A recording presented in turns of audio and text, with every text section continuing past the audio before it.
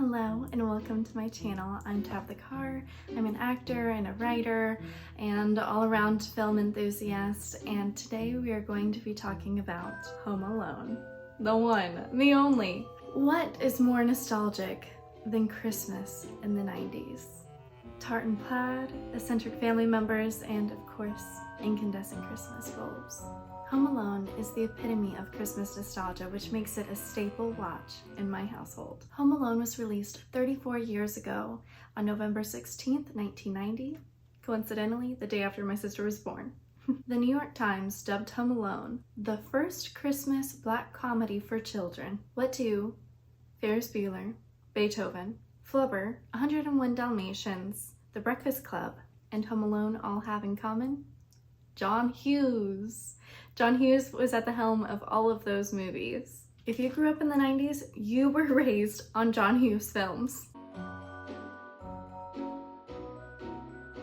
Home Alone was conceived by John Hughes. He was packing for a family vacation and was going through his packing list, and he thought, well, I better not forget my kids. And that single thought alone brought us Home Alone. The director, who you may recognize from the first two Harry Potter films, Rent and Mrs. Doubtfire, is Christopher Columbus, or Chris Columbus, not to be confused with the person who brought the plague to the Americas. He was supposed to be working on another film, another Christmas classic, National Lampoon's Christmas Vacation, but he decided to leave the film once he met Chevy Chase. So he left due to personal conflict. John Hughes was also at the helm of National Lampoon, so luckily he just brought him over to Home Alone, which is probably a much better fit.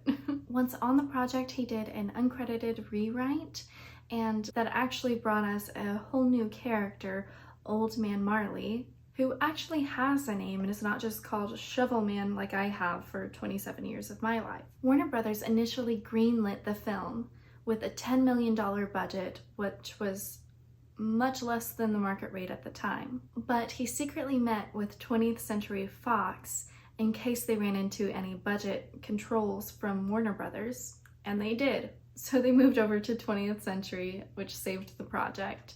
And the budget ended up coming in at $18 million instead of the initial $10 million that was pitched.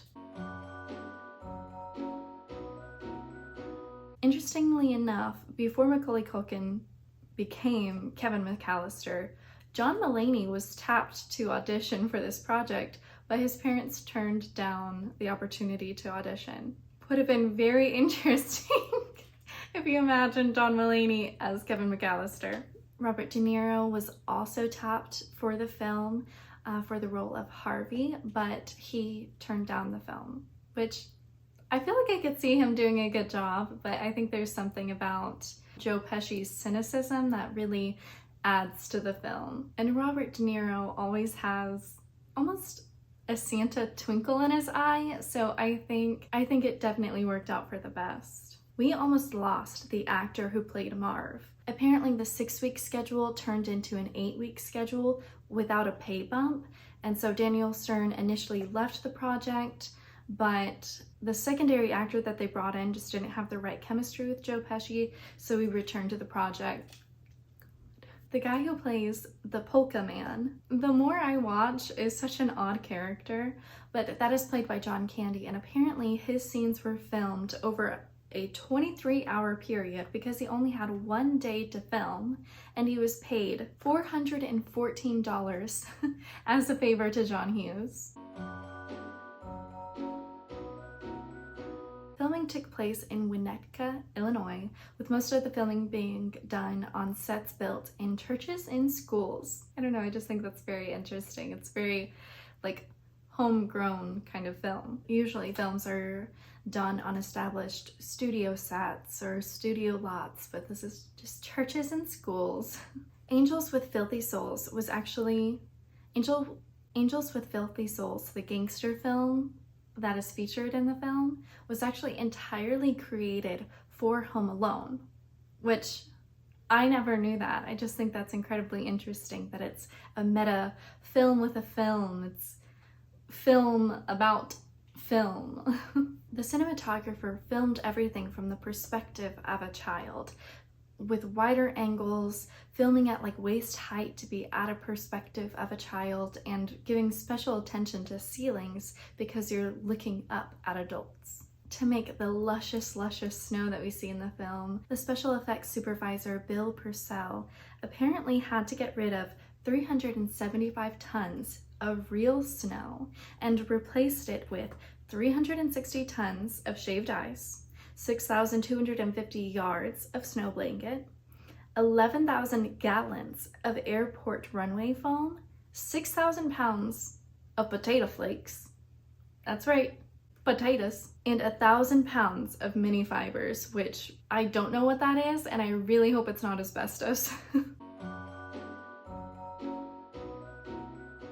So whenever the film was released, Home Alone beat out Ghost, Pretty Woman, and Die Hard 2, Die Harder. It received a worldwide total of $476 million. Compared to $18 million, that's a lot of money. That's a lot of profit. Of course, some of that goes into marketing and things like that, but that is still a lot of profit for an $18 million film. Apparently, it was the highest grossing live action comedy until 2011. It was beat off of the list by The Hangover 2. Home Alone, whenever it was released in 1990, was only under E.T. and Star Wars, which is wild to think about a Christmas movie ranking that high. The film was nominated for Oscars, Grammys, and the Golden Globes, mainly for John Williams' music, but Macaulay Culkin also got nods in that award season as well. Home Alone is distinctly American through its depiction of Christmas and the spiritual elements as well. And yet it resonates throughout other countries as well, specifically Poland. After the fall of communism in Poland, there was a rush of Western culture into Poland, and Home Alone was one of those things. I believe it was 1992 that it released in Poland. It is now a Christmas Eve staple in Poland. There was even a petition signed by, I want to say 50,000 people when they didn't show the film in 2011. So I think they learned their lesson. It brings cultures together through one unifying lens: childhood whimsy. Home Alone does feature a predominantly white cast, showcasing a white middle-class family in the 1990s, and it lacks the diversity that makes up America. On the other hand, it also shows us the fear of the unknown, the misunderstood, the othered in our society, those who are isolated and cast out. Through the lens of childhood temperance, the film shows us that it's much more courageous to face our preconceived fears and listen to those that we don't understand and give them the grace and love that we have to spare. Home Alone reminds us of the complexity of being a child, being capable of far more than adults give them credit for. Being smaller than this great big world makes them no less ready to face it. It's kind of the idea of, don't treat me like a baby, but I still need my mommy. Home Alone has brought me so many years of joy, and it is an absolute must-watch every Christmas season. I'm so grateful for everybody who worked on the film to bring us this Christmas classic. It's one of those rare movies that I really think stands the test of time, and I'll be watching it for years to come. I really like doing these types of explorations into movies, so if you want to watch more of them, please subscribe to my channel, like this video, and comment what movie you would like to see next. This is definitely something that I'm going to be bringing into the new year because it just has me giggling and excited finding out all this information, all this behind the scenes information about the films that I love. And to all those watching, I say to you, Merry Christmas, you filthy animal. Bye, you guys.